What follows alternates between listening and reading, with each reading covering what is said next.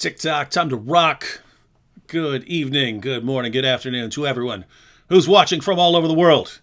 I'm your friendly neighborhood philosopher, David Wood, and with me now is the one and only, the mighty Robert Spencer. How you doing, Robert? Just great, David. Thanks. How are you? Good, good, good. Been a while, been too long. So Yep. what's been going on with you? Well, that's a very interesting question to ask me. I have a new book out, but it has nothing to do with Islam and jihad, and that's the first for me. But don't worry, I'll be getting right back to the topic with the next one, Mm-hmm. which is coming down the pike in another couple weeks. So anyway, that's You, what I've been doing. you seem to crank out lots of books.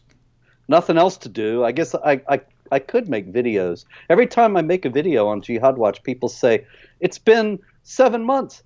Why don't you make videos more often?" And I think if I could be like David Wood, then I would. Everyone wants to be like David Wood. You got a question here from Andrew Elliott. Does he live in a suit? Yeah, yes, actually, I do. This is actually my pajamas, and I was just napping, so Yeah, I didn't dress. you could save yourself some time and just get a full body tattoo of a suit all over you. Actually, I have that. You Yeah. just didn't notice. Yeah. Now, so we're going to be talking a bit. We're going to be talking a bit about some situations. What we have here is a situation. we we we've got a situation, all right. That's right. How much of the situation have you been following? So kind of the most recent developments, they kind of started when Mohammed Hijab had Sheikh Yasser Qadi on his channel and then started pressing him with questions. Sheikh Yasser Qadi got very uncomfortable. There was a massive backlash because Yasser Qadi admitted that the standard Muslim narrative about the history of the Quran doesn't work, and he said there are holes in the narrative. And he said he said in effect, if we when we bring our arguments over to Western scholars who don't have a red line, they'll just destroy our arguments, and we know they're right because they're quoting our sources. And so that led to lots of people doubting Islam and so on. And then there was this massive fitna. I don't know how else to describe it. Everyone starts flipping out on Yasser Qadi. They're flipping out on Mohammed Hijab. Everyone finds out that Farid from Farid Responds, he's the one that leaked Yasser Qadi's emails, which led to everything. Everyone's flipping out on everyone else, and then what you have is these people trying to kind of redeem themselves. And so, how much of this have you been following? Well, I have to confess, I did not know this part about Yasser Qadi. I Oh. thought this was a controversy between hijab and some of the ex-Muslims. So all this part is new to me. But it's fascinating. I do know that Shabir Ali actually admitted that Hmm. the idea that there's only one perfect copy of the Quran with no textual variations, he admitted that was false recently. Hmm. And if Qadi did as well, that this is extraordinary. The whole edifice is crumbling before our very eyes. Yeah, and that's why it was absolutely amazing because it's similar to the situation with jihad, terrorism, and so on. We spend years trying to convince people who do not want to listen to reason, do not want to listen to evidence. We're telling people about what Islam teaches about jihad and subjugating unbelievers and so on. We keep telling people they don't want to listen, and they just think we're liars, we're Islamophobes.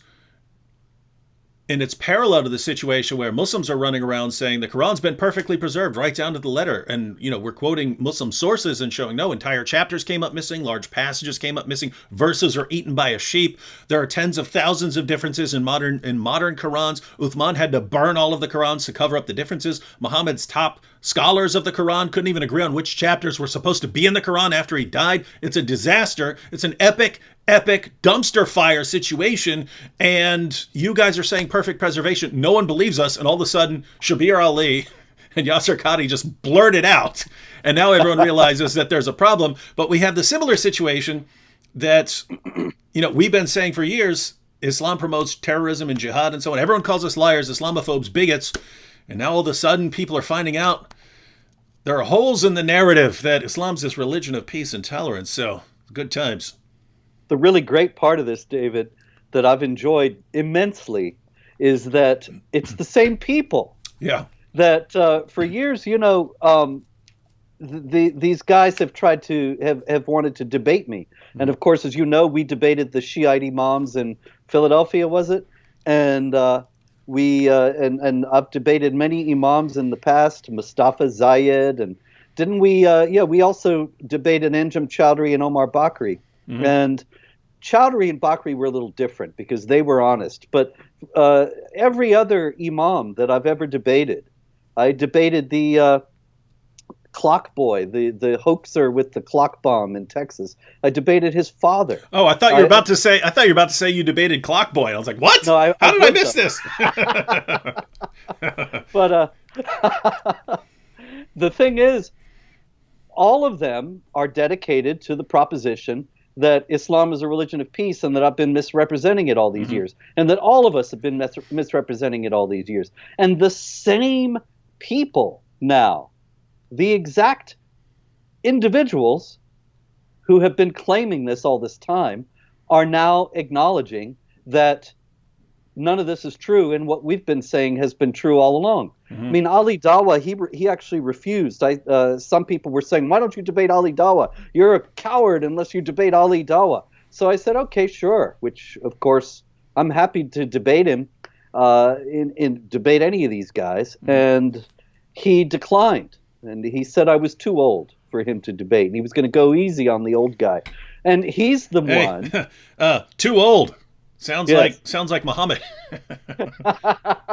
She's too old. So he's what? But now we know, since he's come out for the death penalty for apostasy, that he had nothing to debate with me. We say that we understand Islam in exactly the same way. He would have just sat there nodding in agreement. Amen, Brother Robert. Amen, Brother Robert. Preach it, Brother Robert. Oh my goodness, finally the kuffar are telling the truth about Islam. Yeah, so it's extraordinarily entertaining. It's like an incredible vindication of everything that we've been saying all these years, combined with the dissolution, this extraordinary gaslighting that they've been doing before the world for decades is now becoming exposed. Yeah, and so these are awesome times. You cannot dream of these times, and really, basically a couple of years ago is where I really noticed what was happening. But I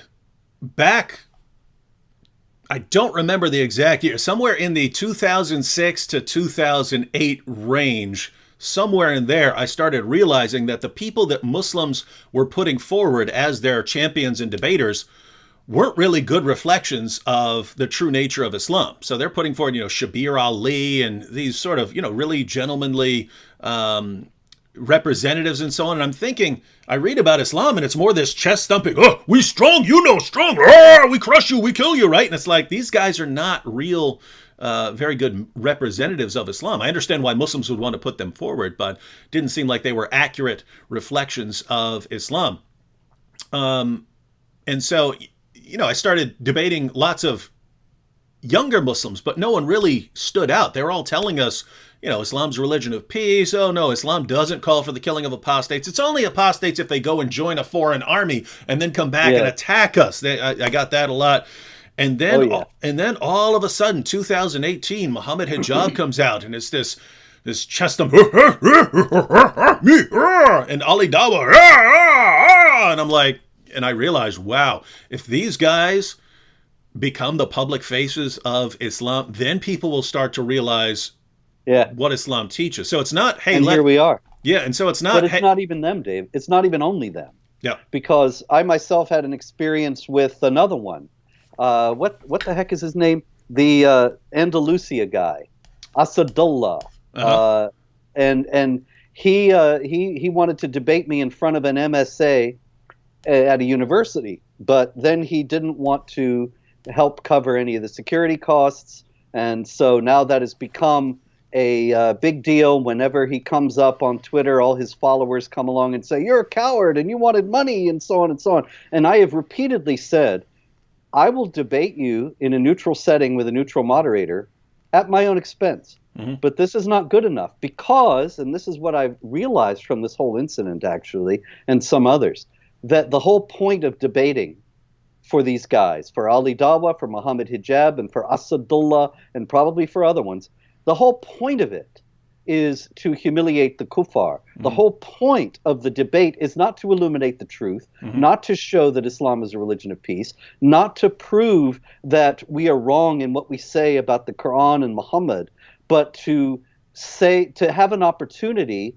to call us names and insult us for a couple of hours. And that is what their followers count as a debate victory.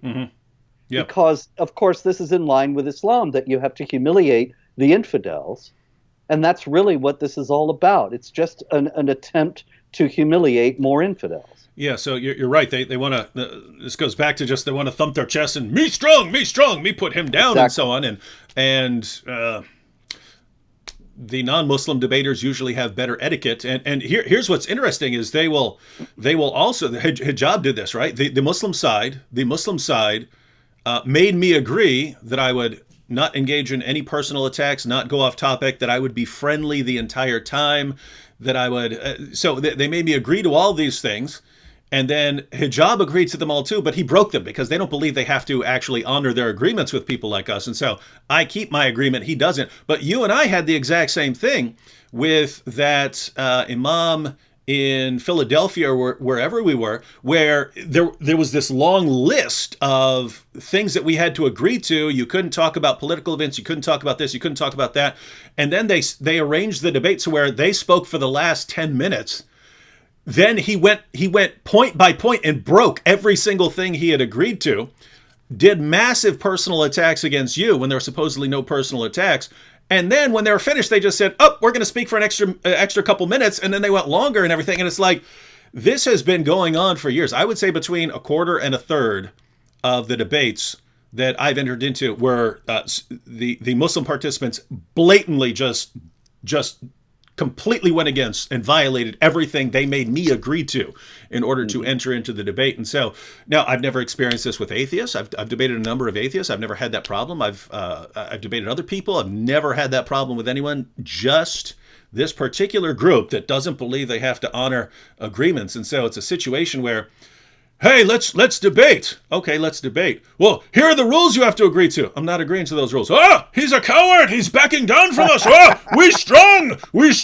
Ah! And it's like you said, they go about this just because let's get this guy in a situation where he's going to stick to his agreement and he's going to be nice, or he's going to follow the agreement, and we just get to heap abuse on him, which I wouldn't care. If you want to heap abuse on me for 2 hours, just call it a roast. I'll go and sit in the chair. I'll sit in the chair and you can roast me. I don't care. I'm not made of glass. Wow. Yeah, that's fine, but we just should understand that that's what it's about. Yeah. That if they're going to pretend that this is some sort of a dispassionate foray in illuminating the truth, then they should keep to the agreements that you describe, and they should behave in a more honorable fashion. But of course, here we come up to one of the core differences between the Christian understanding of how to behave in the world and the Islamic one. And when you have a holy book that tells you Muhammad is the apostle of Allah, those who follow him are ruthless to unbelievers, merciful to one another, that's Quran 48:29, folks, then you're going to be a jerk. And you're going to think that you are being blessed by Allah because you are obeying his command in being a jerk. And I see it over and over.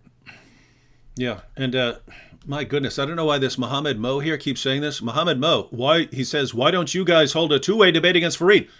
Mohammed Mo, I don't know if you've been watching these live streams. We've been inviting all of these guys night after night after night to join us live to defend their prophet. We've invited Mohammed Hijab, Adnan Rashid, Shabir Ali, Yasser Qadi, Fareed. Fareed's already refused. Zakir Naik's refused. These guys are refusing. So I don't know what sort of fantasy world you live in. You run from them. They strong. You weak. We're inviting them every night. They don't show up. right? Ehtisham It's just Gulam, par for the course. Ehtisham Gulam showed up. He agreed. He came on. And Dr. Shuaib Syed came on. We did a 6-part series with Dr. Shuaib Syed. I even gave him an hour, 20 minutes uninterrupted because he asked for a long period interrupted. Uninterrupted. He spent like 95% of it attacking the Bible. Who's running here? Who's running? I don't know. But I know you guys live in fantasy land if you think, well, we so strong, they are running. You, go to Mohammed Hijab, go to Fareed, go to Ijaz, tell them they're welcome. They're welcome to come on here. I don't know what else I can say. All right. Should we go ahead and check out these Ali Dawah clips for people who don't know what we're talking about? Let's go. All right, ladies and gentlemen. So, again, just to remind everyone, Robert, for years, when we've been telling people that in Islam, the penalty for apostasy is death, what has the response been from Westerners and from Muslims in the West? You are a racist, bigoted, Islamophobic extremist. You are validating the misunderstanding and misinterpretation of Islam that is fostered by Al-Qaeda and ISIS, and thereby aiding Al-Qaeda and ISIS. You are disrespecting the vast majority of peaceful, moderate Muslims who believe in peaceful coexistence, and you are gravely harming the chances of peace and harmony between cultures and religions in the world today. Something along those lines, indeed. So that's why it's just amazing. And so again, the parallel here, ladies and gentlemen, is for years Muslims said perfect preservation right down to the letter, and all of a sudden they start blurting out, nope, there are all kinds of differences and there are holes in the narrative, and yeah. And then, wow, finally you're admitting it. And likewise, for years Muslims have been saying, no, we would never, everyone has freedom in Islam, free to do whatever you want. Islam produced the golden age of interfaith harmony and tolerance, blah, blah, blah, blah, blah. There's no compulsion in religion. No compulsion. It's right there in the Quran, as long as you ignore everything else about the Quran and ignore the entire context and ignore 14 centuries of Muslim interpretation. It's so clear. And then finally, we have someone to vindicate us. Finally, we have an Ali Dawah to come along and say, guys, David Wood and Robert Spencer were entirely correct all along. Here we go.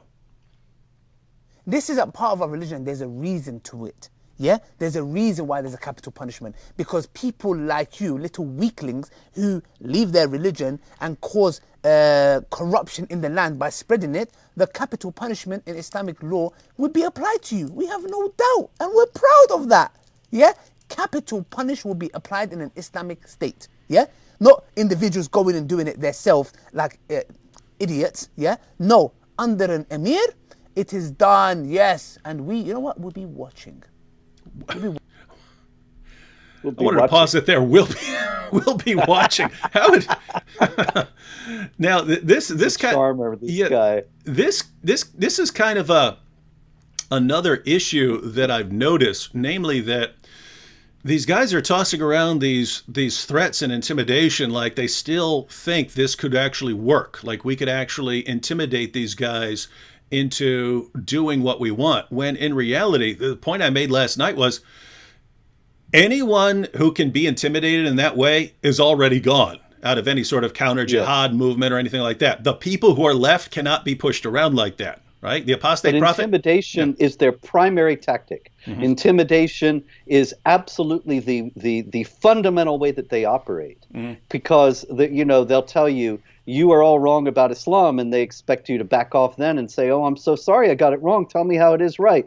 Or if you say that you've got the Quran here, you've got the Sunnah, you've got various evidences, of course, then you're misreading them. And so it's intimidation again. You're misunderstanding the texts. Do you speak Arabic fluently, classical 7th century Arabic, and so on and so on and so on. I mean, of course, you know all these arguments that are thrown out at us again and again and again. All of them have the basis of intimidation.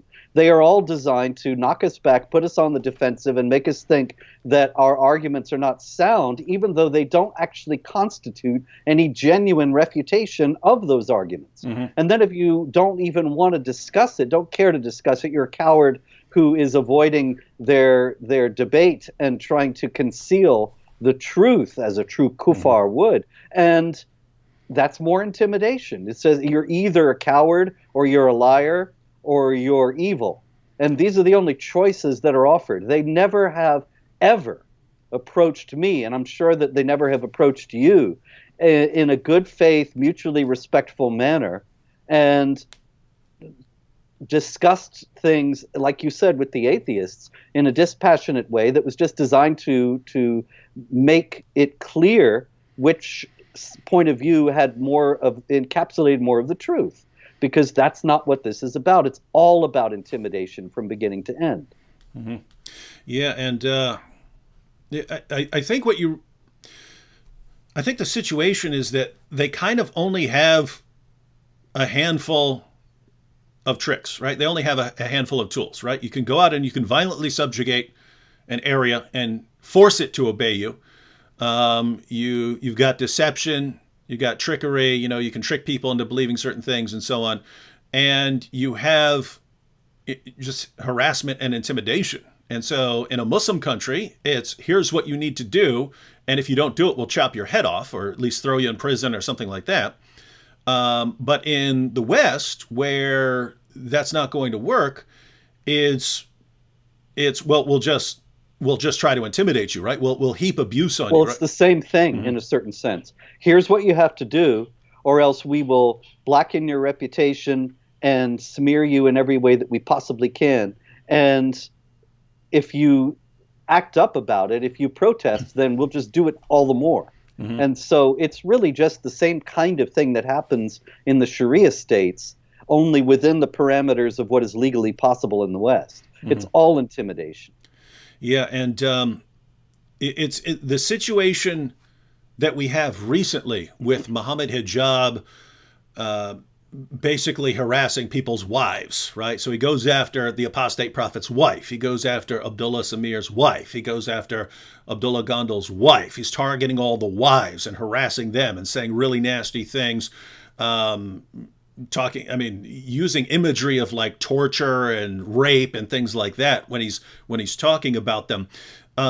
It seems that because they only have one method, and just to be clear, everyone, I'm not talking about all Muslims. I'm talking about the people like Mohammed Hijab and those who follow him and so on, and those who use the same approach. The people who are trying to get their way in the West right now, trying to force their positions on everyone else.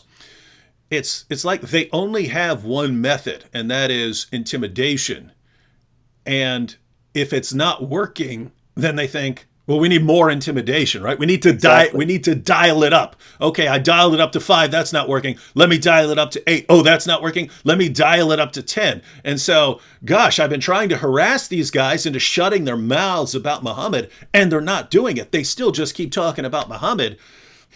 Let me go after their wives. Then they'll learn, not realizing, again, anyone who could be pushed around like that is already gone, right? The people who are still here, you could, I really believe, you could saw Robert Spencer's head off. He's not backing down. I believe you could saw... They've tried to kill me twice already, David. I believe you could saw Pamela Geller's head off and my head off, and we're not backing down. That's just the sort of people. It's just the situation you've created. Guys have already weeded out the people who can be pushed around, manipulated, but they and don't so have on. any other tool in their box, Yeah, so they just keep dialing it up. Nothing else they can do. Keep dialing. Let's go ahead and finish that clip from Ali Dawah, because so at the first part there, he admitted and acknowledged, hey, you guys would die. And we're proud of that, he says in the clip. And we'll be watching. Yeah, we'll be watching. We're watching you. And we're building our Islamic community bigger and bigger with the goal of establishing an Islamic state. And once we have the Islamic state, you are dead. We're watching you. We can't kill you right now, but we're watching you, and we're eventually going to kill you. And I think the apostate prophet made an excellent point in his video on this. He said, if I said that, hey, in an ideal world, I would go around, killing all these Muslims and so on, what would the reaction be? It wouldn't be allowed. It wouldn't be tolerated. He would be blasted from all sides. And yet here's Ali Dawah saying, oh, if we really get our way, you guys are all dead. You're all dead. And it's fine. It's fine with everyone. Interesting stuff. All right, let's go ahead and finish this Ali Dawah clip here. Because if you're going to cause corruption in the land, that's going to cause more damage to the society as a whole, because the Sharia didn't come to protect an individual's right. Hey, can I drink alcohol? Yeah, sure. Drink alcohol, run someone over, kill them, set all this kind of chaos. No, Islam says the right of the community is greater than you individual wanting your right to freedom, which is BS. Absolutely BS, yeah? Don't get me started. So you just backfire. Right of the community is greater than you individual wanting your right to freedom, which is BS. Absolutely. I keep going back to this, guys, because of the community pay attention is to greater than you individual wanting your right to freedom, which is BS. Your Absolutely right BS, to freedom. Yeah? Don't get me started. So it just backfired on you. That's right. You have to be the slave of Allah. He just said it. I mean, Robert.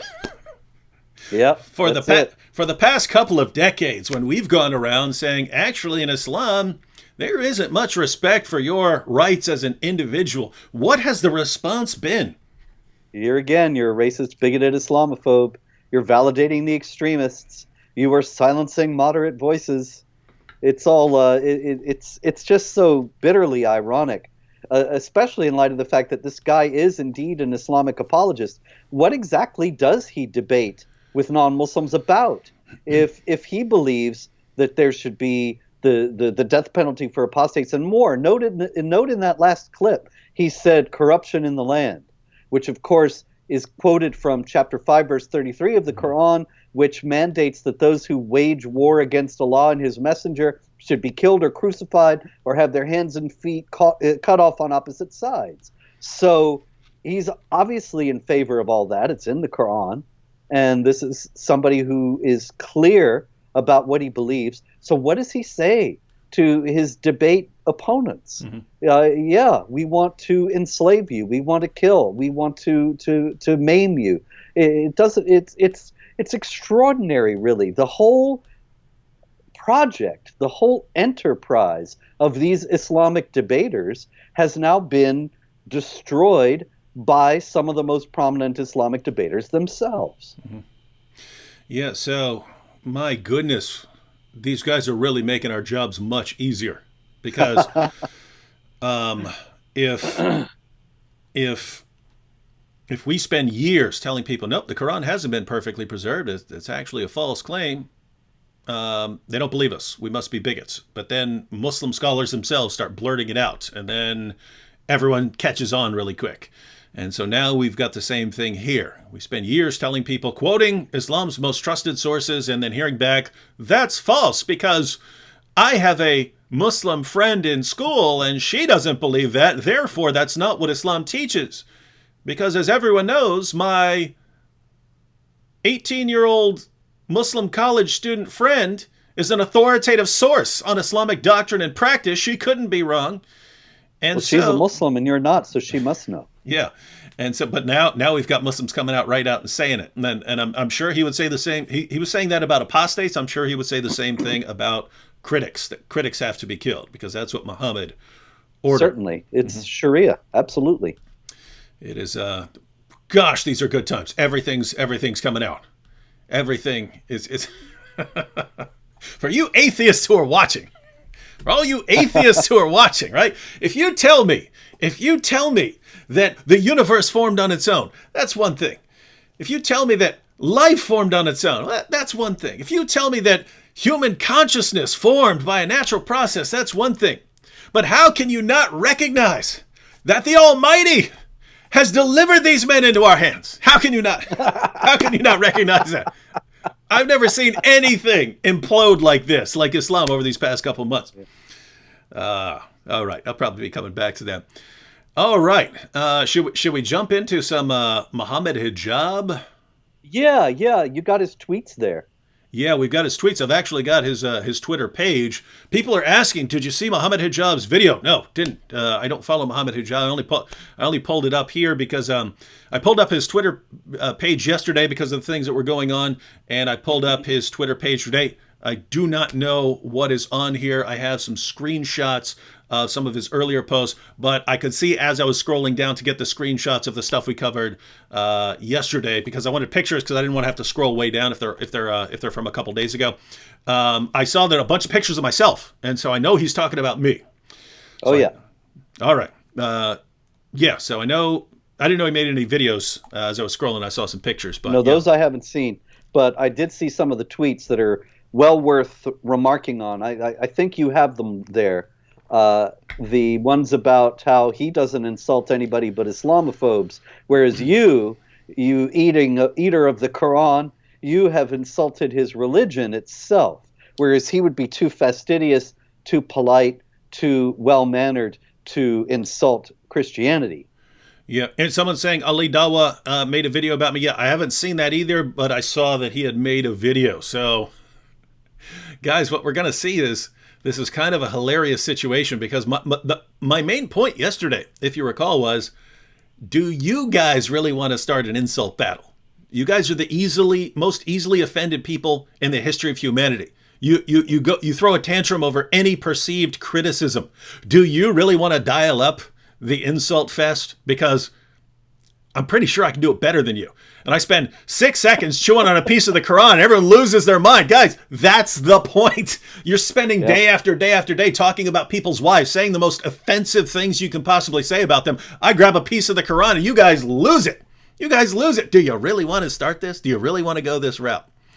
It's a very important point, really. There's really so much you can say about this. But one of the main things is that he's making this distinction. He's claiming that he respects Christianity and other religions, and that you do not in turn respect Islam. So really the onus is on you. He turns out to be the more courteous individual.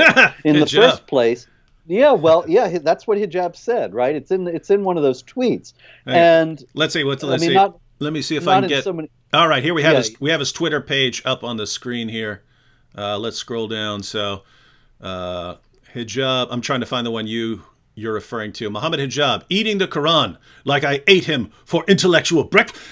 I should say like him, eating the Quran like I ate him for intellectual breakfast. November 2018. I proved to him and to all the Muslims that Allah prays for Muhammad, not to Muhammad. Allahu Akbar. So that's Hijab. Let's see. You're referring to there's actually a funny graphic right there of us that's kind of bobbing our heads. Let's see. Yes, I saw that. Okay, we can read some of these in a few minutes. I'm looking for what you're talking about. Yeah, because there's a bunch of things to say about it. Gosh, one of them is this guy obsessed much? Yeah, he's got a lot. Wait.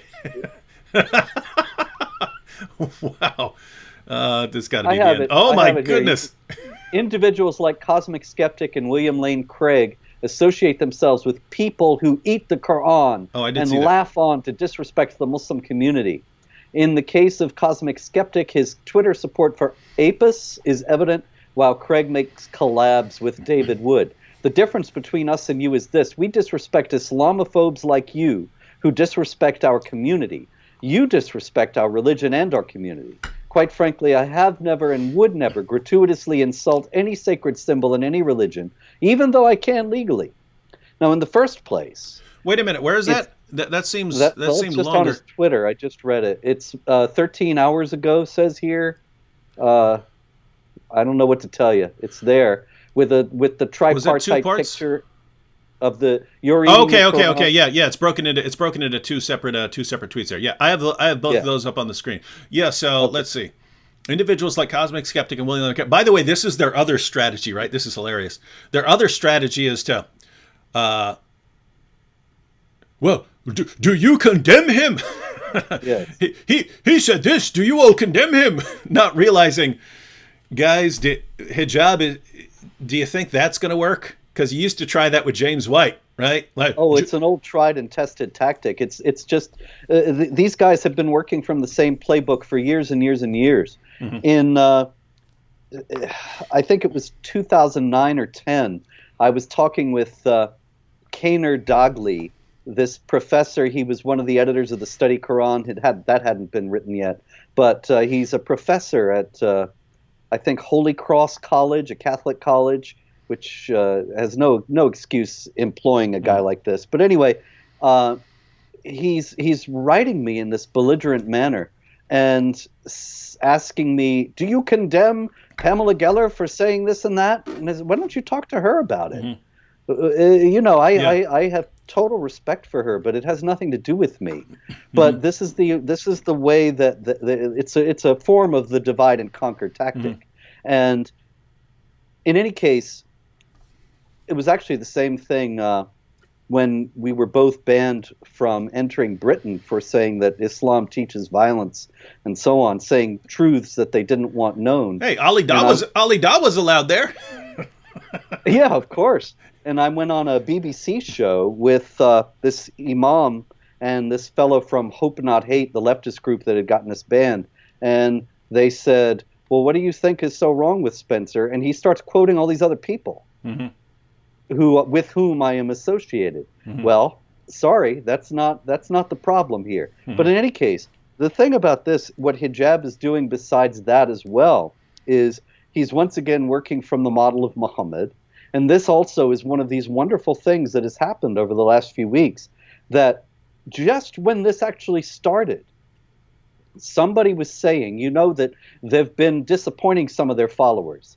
And I've seen on Twitter some followers of Muhammad Hijab and Ali Dawah saying the way they're behaving, they're validating what the Islamophobes like Spencer say, and they are bringing disrepute. Yeah, and they're bringing disrepute upon our community. And I actually answered one of those and said, look, he's just following Muhammad's example.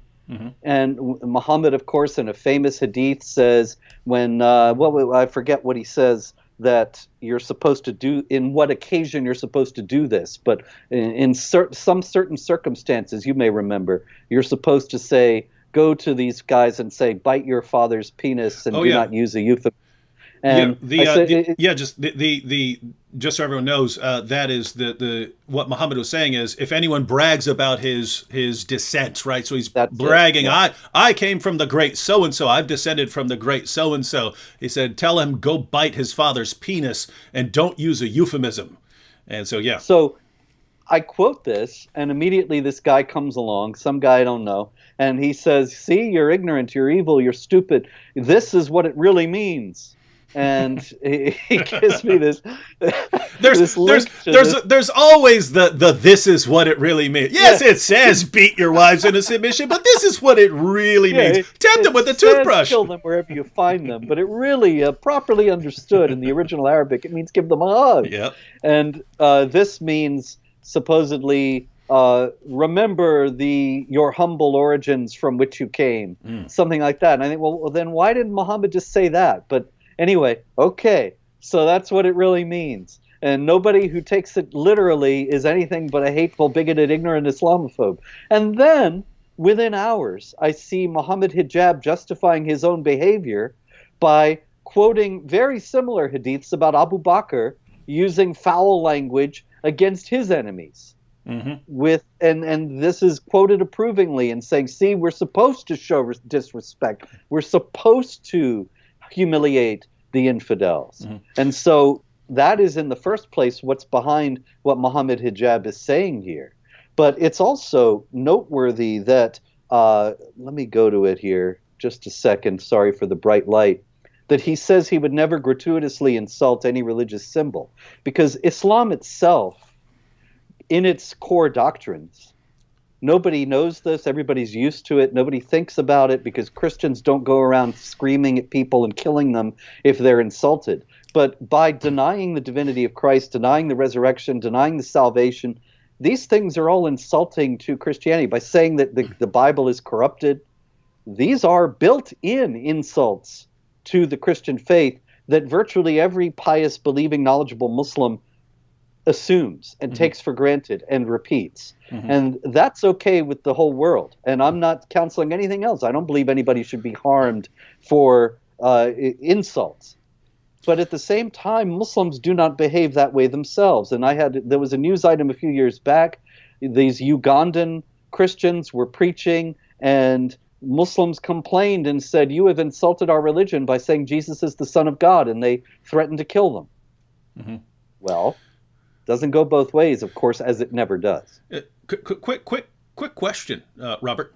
So, Hijab quoted approvingly. I'm assuming it's the quote from Abu Bakr, where yes, because you said Abu Bakr, and the famous one is where he was talking to a pagan, and he said, "Guys, if you have kids in the room and you want to close their ears, you have about 3 seconds to do so."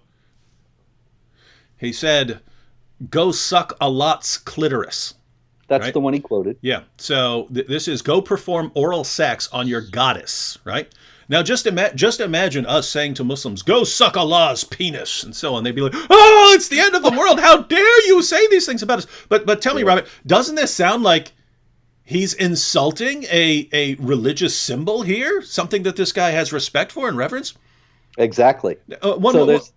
There's no intellectual consistency here. There never is. Go ahead. Now, as someone who likes to point out how Muslims are constantly destroying their own religion, when Muhammad conquered Mecca, the Kaaba, of course, was surrounded by 360 religious symbols that were very dear to the pagans. So obviously, someone who would never insult someone's religious symbols, Muhammad must have been very, very delicate with those and respecting of the feelings of the pagan of Mecca. Is that what he did?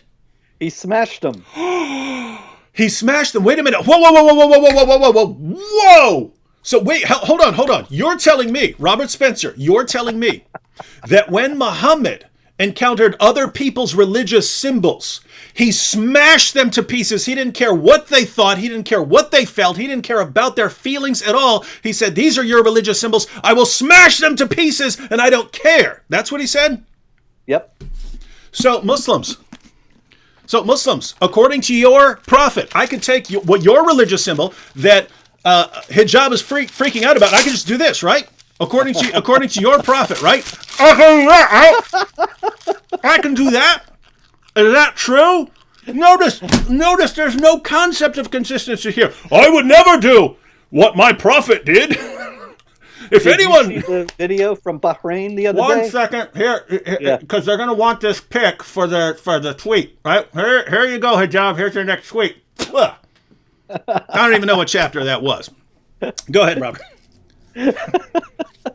But I think that it's very important to point out that is the Abdullah Yusuf Ali translation with the Arabic on the page. It has the Arabic on the page. You're not just eating a translation. Nope. You were eating the real thing. That is it's parallel Arabic and English there. So that is the Arabic. But anyway, did you see the video from Bahrain just a couple of days ago? A couple of niqabis, women wearing niqab, everything covered but their eyes, and they're in a store. And in the store are all these statues of Ganesh, the Hindu god, the elephant god. And they're taking them one by one and smashing them on the ground. Now, why did they think that was a good and meritorious act to do?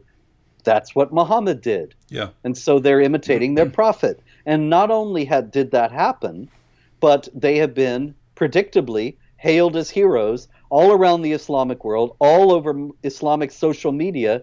They've been praised for doing this. And so it would be interesting to ask Mohammed Hijab, do you approve of the smashing of the Ganesh idols in Bahrain the other day? Mm-hmm. Because he can't say he doesn't approve of it. That would be going against Muhammad. No, this is fun because just based on his tweet that you brought up, he just condemned his own prophet, right? I'm more in line now, and they don't get it. So Mohammed Hijab has committed blasphemy, and deserves death according to Sharia. Check this out. So the comment here, bruh, David Wood talking about disrespecting other religions. He is the epitome of disrespect. How could you do that to somebody's holy book if you supposedly have the truth? Are you not understanding anything here? I'm not complaining about disrespect. Hijab is. I bring up disrespecting people. As a matter of fact, let's go back to let's check out this tweet again. Let me get this tweet back up. But so he says, individuals like Cosmic Skeptic and William Lane Craig associate themselves with people who eat the Quran and laugh on to disrespect the Muslim community. Hint, hint. Cosmic Skeptic and William Lane Craig. How many of you are there? Cosmic Skeptic and William Lane Craig, could you publicly condemn this man? Because that will stop him. That worked so well when we got James White to condemn him. He'll definitely back down now because these guys back down. And so in the case of Cosmic Skeptic, his Twitter support for APIS is evident, whilst Craig makes collabs with David Wood. You know why people collab with me? Because people love me. All right, so that's not the one I was looking for, the one below it. The difference between us and you is this. We disrespect Islamophobes like you. Now, notice what he just said. We disrespect Islamophobes. In other words, we disrespect people, human beings. Yeah. You disrespect... That's the humiliation, the intimidation. You disrespect our religion and ideology and our community. How do I disrespect your community, Hijab? By disrespecting your religion, right? So at the end of the day, we're criticizing an ideology which has no feelings, which has no rights, which calls for our violent subjugation, and as such is completely open to criticism. You're saying we attack people. We attack people. And he says, quite frankly, I have never and would never gratuitously insult any sacred symbol in any religion, even though I can legally. Right. So gratuitously, that wasn't gratuitous. There's a point to what I was doing. Right. And right. I'm making a point to you that this is not a direction you want to go. And now you've got your prophet. He could have carried the idols out of Mecca, sent them on their way with anyone who wanted to leave. He could have done that. Instead, he smashed them to pieces. He insulted them. He insulted them. He insulted and degraded them. And you just condemned your own prophet. Congratulations, Mohammed Hijab. You're an apostate now. Need forgiveness. You can call yourself the apostate Hijab. That's beautiful. Yeah. All right. Well, let's. If he goes on trial for blasphemy, and is executed, we'll be watching. Yeah. Hey, Hijab, why don't you go to Pakistan and say, I condemn Muhammad for gratuitously insulting and smashing the idols of Mecca. Go ahead and tell him that. So let's just scroll through these since he made a ton. Eating the Quran like I ate him for intellectual breakfast, November 2018. In the English-speaking world of apologetics, it seems the Muslim intellectual threat is too potent. Yes. It's frightening. This guy's going around, and your wife this, and your wife that. She will be pinned to the wall and raped with the truth, blah blah blah, and defiled. And we say this is disgusting, dude. And his response is, aha! He can't handle our intellectual threat. That's right. This dude is nuts, man. We have apostates, atheists, and Christian anti-Muslim apologists all forming a major coalition. Hijab, why is that? Why do you see people uniting? You're uniting everyone against you because everyone looks at you and says, one, we do not want to be controlled by that ideology, right? Atheists, Hindus, Christians, agnostics, apostates, we're all pretty comfortable living around each other. And then there's you. No, you must all be subjugated. We must kill all the apostates once we rise to power. Be strong. And then you take it to another level and, hey, unlike all the rest of you, I go after your wives. I go after your families. Me strong, right? And we're looking at that and going, whoa, this guy's in a different category. You're the one who's doing it, dude. You're making this religion implode from within. Wow. Well, that's another thing, David. Where does he get this idea? What does Sharia say about the wives of the infidel warriors? That if they're captured, they can be made into sex slaves, their marriage is immediately annulled. This is based on the Quran, the captives of the right hand, the spoils of war. So he's actually just acting in anticipation of his final victory, in which he can use the trophy. He can use the wives of his opponents as his trophies of victory. Mm-hmm. And speaking of the anticipated victory, I think that's why You're having part of this meltdown. Part of it is caused by, people flipping out on them and so on. But I think whereas the older generation of Muslim apologists recognizes that they still need to be very careful in how they proceed, I think the younger generation thinks, I mean, gosh, we've already won. We've already subjugated these people. I mean, gosh, if we spent if we spent decades going through the streets, taking little girls, drugging them, raping them, and these people wouldn't stand against us, they're done. This whole civilization is done. If we can say whatever we want, if we can announce on YouTube we're going to kill these apostates, and they just let it happen and they will not speak out against it, these people are done. We can get away with everything. So I think these younger generation, like Mohammed Hijab and Ali Dawah and these guys, they think they can just do whatever they want now. They can go after their wives. I can go after the wives, go after their families, anything. They're not going to stand up, not realizing, dude, people are coming after you now. What's hilarious is that eating the Quran yesterday. That was just off the cuff improv. Hey, do you want to go this route? Hijab, do you have any idea what would happen if I actually planned? If I actually sat around planning and plotting how I can disgrace and defile your book in public and get other people to do it and build a website around it? I'm telling you, you do not want to go this route. I don't want to go this route. If you continue on this route and do not apologize, I am going to go on this route. And the difference is I am massively better at this than you. I'm massively better than you could ever dream of being. You get all your fans together to conspire how to insult others and heap abuse on whatever it is you want to go after. You will never compare to right here. You can't do it. So get that through your head. I'm really hoping. I'm really hoping I wake up one of these mornings and I get a message. Hey, Hijab deleted all these tweets and he apologized to the apostate prophet's wife and to Abdullah Samir's wife and so on. Hoping I see that. If I don't, dude, there is no limit to how much I can dial things up. So, what are your thoughts, Robert? Well, another thing that occurred to me is that they are moving from the first stage to the second stage of jihad as delineated in the Quran. That, as we have said for many years, and we're called racists and Islamophobes for saying so, there are 3 stages of development of the concept of jihad in the Quran. And this, of course, is not our idea. This is something that was taught as early as the 8th century by Ibn Ishaq, Muhammad's first biographer, who explained that first you have the Meccan period in which Muhammad preaches tolerance. It is not tolerance of the non-Muslim. It is tolerance from the non-Muslim. What he's preaching is leave the Muslim community alone.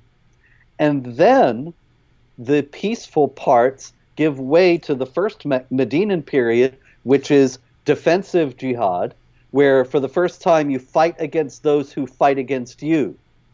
Mm-hmm. And then, of course, the third stage is offensive jihad, fight them until religion is all for Allah. Now, chapter 839. The thing about this is that I think that these guys, emboldened by all the victories, and they have had so many victories, most of the world is kowtowing before them. Most of the Western intelligentsia, the political elites, the media elites, most everyone in the West, if they say jump, then the people in the West say how high. If they say you cannot draw Muhammad, they say, oh, okay, sorry, we won't exercise our freedom of speech. We will bow to your violent intimidation and never draw Muhammad again. And we will smear and demonize anybody who dares to get out of line. Mm-hmm. They have seen this all these years. And you and me, David, and a few others, we're the outliers. Like you said, we're the ones who wouldn't cut and run.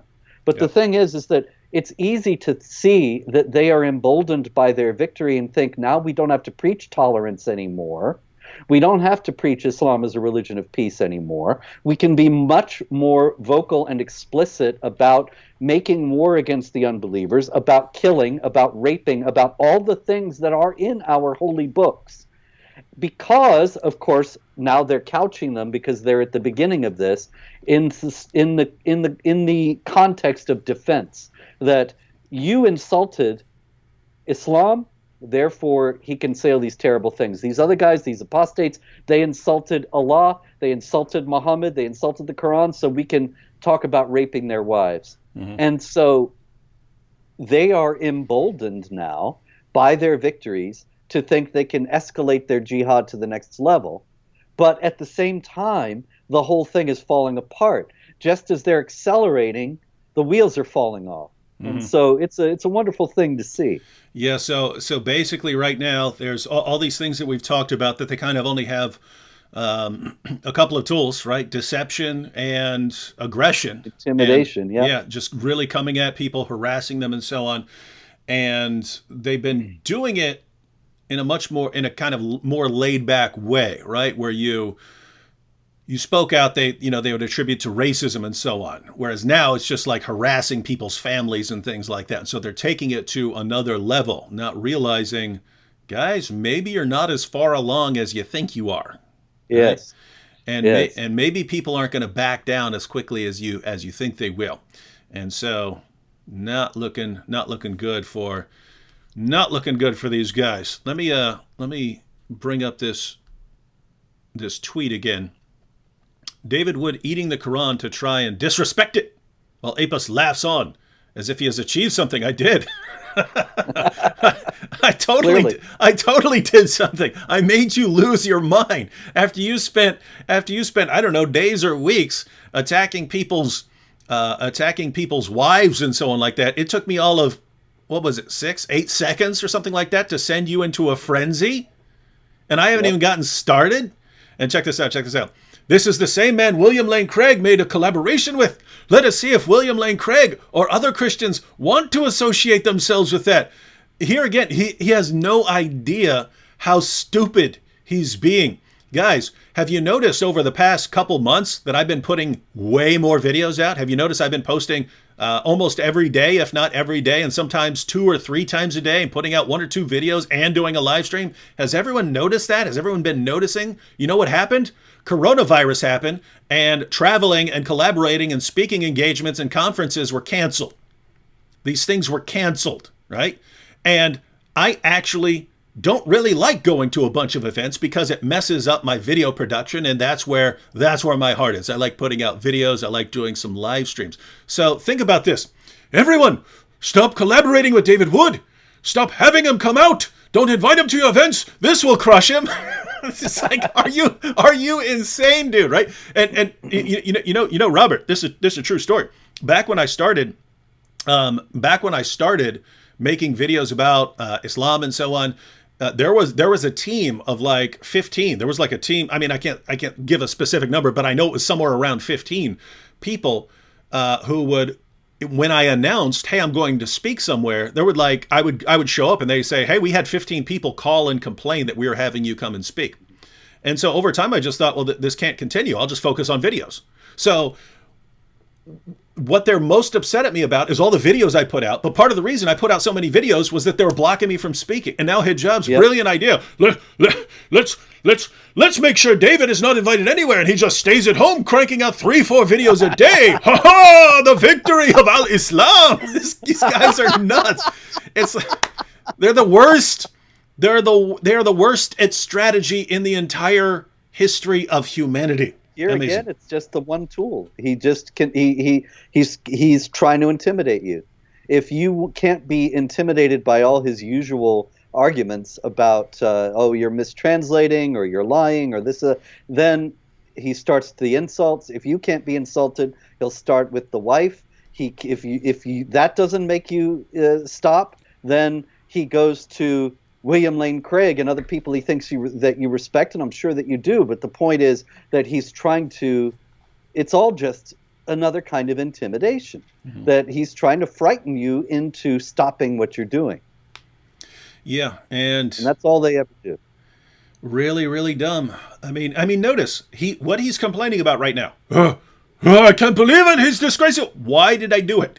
If he wanted, notice, how do I get this man to stop? Quit attacking people's wives, right?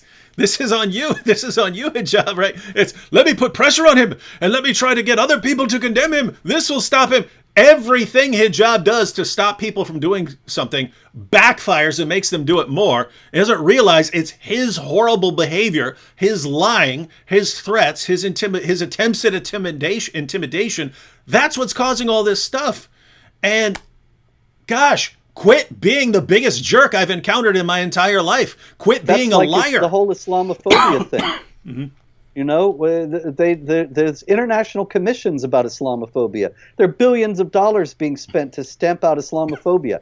If Muslims would stop blowing themselves up while screaming Allahu Akbar, there would be no Islamophobia. But because there's a continuous stream of violent acts committed by pious Muslims invoking the Quran to justify what they're doing, people don't like Islam very much. But then that's our fault, and it's because of our racism and bigotry, and we have to have various restrictions on speech and various national commissions, and all of this is going to be worked out in this government-level manner. When really, if there were no jihad, if there were no Sharia oppression, there'd be no Islamophobia. It's very simple. Yeah, and it's the same thing here. I mean, all the things that people like Hijab complain about, right? It was all a result of me dialing things up in response to them dialing things up. So when they complained about Islamicize Me, you're a fan of Islamicize Me, aren't you, Robert? I'm a big fan. Yes, indeed. That was one of the greatest productions ever. You got to admit. Yeah, that was. It is cool now because we have more fans and more supporters now, so we realize we can do even bigger productions for fantastic for other installments. But so people complain about Islamicize Me. I did Islamicize Me because after Nabil died, I got hundreds of messages seeking Jesus, finding cancer. They all thought this was absolutely hilarious. Now, guess what? You have freedom of speech. You are allowed to say that. But there are these things called repercussions, consequences. And when you guys come at me, when these guys come at me like this, I have no inclination to just, let me go after this person. It's always, I'm going to go after your prophet now. I'm going to go after your prophet. And then I go after their prophet. And how could you do that, David? Well, you guys started that, right? And then Hijab, when he pulls his stunt that he pulled, get David Wood to agree to all these rules that won't allow him to insult back and will make him be friendly the entire time and won't allow him to go off on other tangents that I go on, and then I will break all the agreement.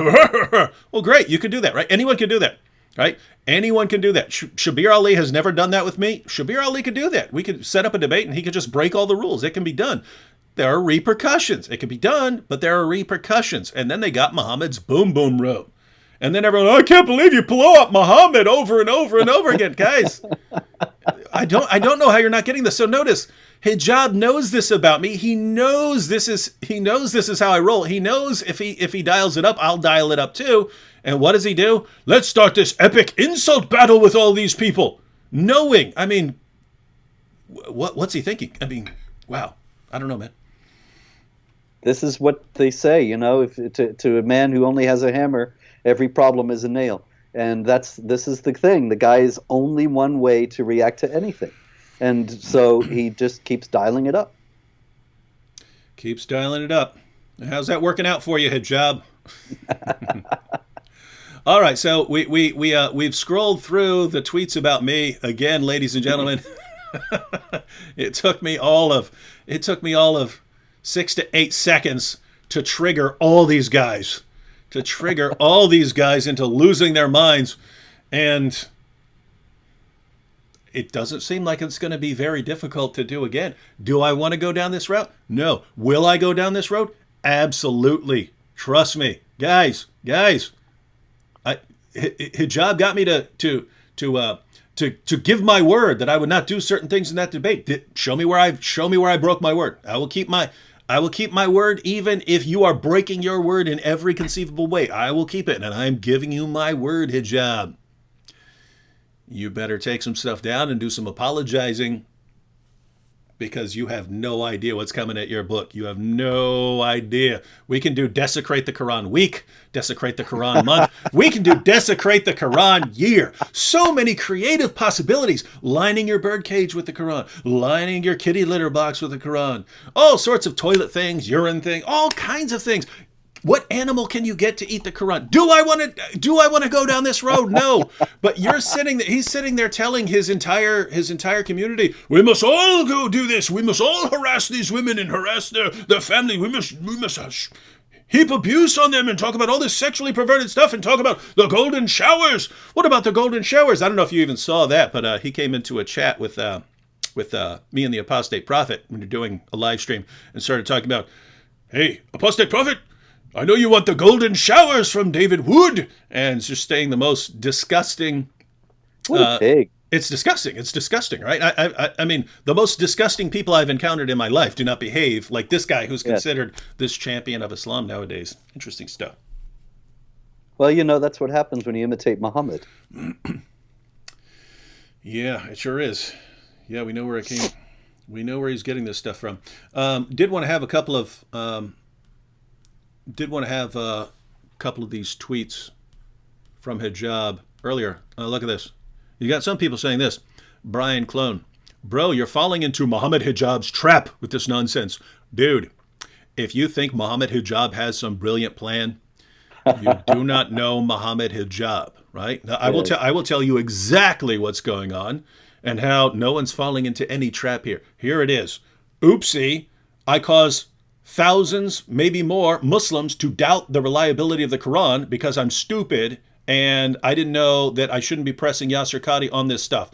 Now everyone's making videos about the holes in the Quran and it's a massive embarrassment. Let me go and attack a bunch of people in a different way, get everyone to focus on this stuff and be freaking out about this stuff, and maybe they'll forget about these holes in the Quran, right? So he's thinking, well, we'll start this big ruckus about him and freedom of speech and so on, blah, blah, blah, blah, blah, right? So that's what you're saying. That's what we've fallen into. No, because he was not anticipating, well, we're going to dial it up, and now he's going to be the target of a massive backlash that ends up disgracing the Quran way more than the holes in the narrative, but which then ties together with it, because guess what? A lot of those videos that are defiling the Quran are going to have something to do with the holes in the Quran. So it's all going to come together. He's not getting away with it, right? And this is what, so this guy's not a brilliant planner here. This is not Hannibal from the A-Team. Right? This guy. You could even dramatize all the episodes that are in the Hadith literature about pieces of the Quran that are missing. I mean, of course, most notoriously the sheep eating a piece. Mm-hmm. But there's so many other stories of, the guy who's reciting Surah 9 and this other guy comes along and says, hey, you forgot these parts. Mm-hmm. And he says they would have been lost if he hadn't come along at the right moment. There's so many of these stories. And the Muhammad dictating and the scribe repeats it back but adds in some stuff because he wants to make sure he understands it. Muhammad says, yeah, that's good. Add that in. Mm-hmm. Well, yeah, actually, I was just Islamic sources. I was just about to make a video on that. There you go. On that particular topic. But yeah, no, what you mentioned about reenacting the hadiths, I've already talked to Vocab about that, where just some of the classic hadiths, like the woman being beaten until her skin turned green and thinking that Muhammad is going to defend her, not realizing it. Just some of these classic hadith, just get these actually reenacted. And, sounds great. Mm-hmm. All right. Let's go ahead and check out these two tweets from Hijab. These are the ones we talked about yesterday, but people don't seem to really grasp much of them. So this was one. Did you see this one where I misread this? So I misread it. Can you see it on your screen where you are, Robert? No, all I see is you. Oh, no, but you see me, right? Okay, wait, you see me on... Oh, should I go to the YouTube? Yeah, you can. Well, matter of fact, I'll just... yeah, you can, but I can also just... I can read it out to you. So this is Mohammed Hijab, and he has posted a picture. I could click on it, and then you see it's a picture and then a tweet from Mrs. Apostate. So that's the Apostate Prophet's wife. But he says, when these anti-Muslim attention whore Islamophobes need to get on their knees in intellectual submission before they are whipped by freedom of speech by the Twitter Muslims, and they reluctantly open their mouth in protestation to find they have been defiled by truth. So this is all in the context of talking about Mrs. Apostate here.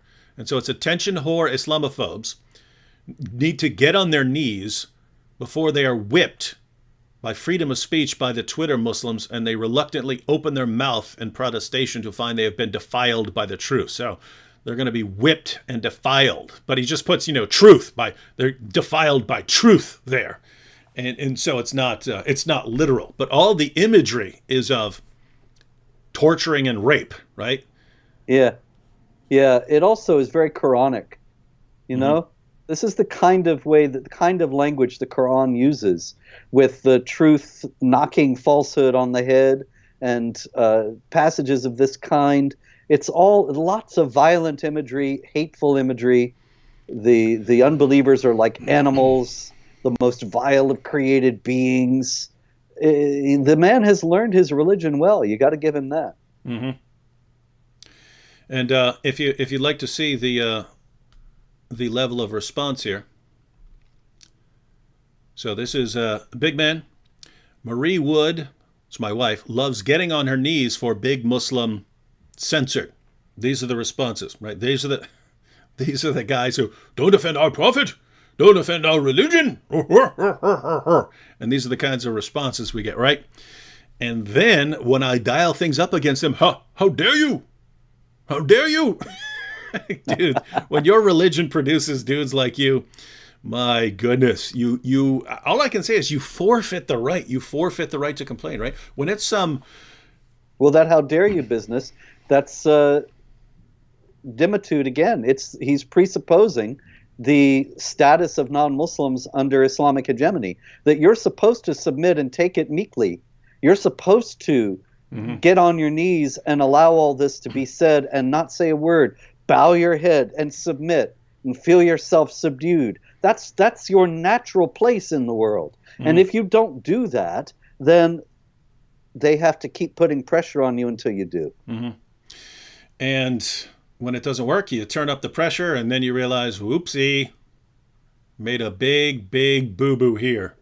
But those are the only choices Allah gives them, right? That you're not going to convert. They may kill you, but they haven't killed you yet. And you have to submit. Those are the only choices. So they're going to keep pressuring you, keep trying to intimidate you, keep insulting you, keep slinging, all this mud until you submit. Because those are the only choices Allah has given them. If they're going to obey Allah, if they're going to be the executors of Allah's wrath, like in Surah 9, chapter 4, verse 14, where it says, fight them and Allah will punish them by your hands. So if Allah's going to punish us by the hands of people like Mohammed Hijab, well, how is he going to do that? He has to humiliate and disgrace us and shame us. This is all he's got. Yeah, so